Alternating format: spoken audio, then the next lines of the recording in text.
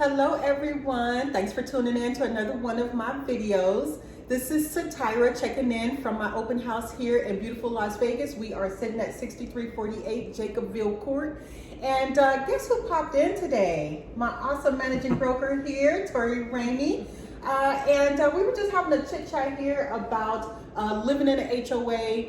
And I just wanted to point out that this property is located in a gated community, which is a dead ringer that it is does have an HOA, but I want to let you know that the HOA here is very minimal. It's only $56 a month, which is not bad for someone else to manage the common areas, and there is a park with a water feature here.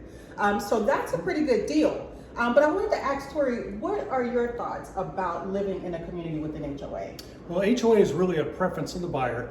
Most people want to buy in an HOA because they believe that they maintain home values better and maybe even increase faster than some non-HOAs. And sometimes that's true, sometimes it's not. It depends on the HOA. But that's the main reason for buying an HOA. The other one is, as you said, maintaining the landscaping, the common areas, if there's a park or pool or whatever, the gates, since this is a gated community. But for $56, that's phenomenally cheap. For a gated community, it's amazing. I know.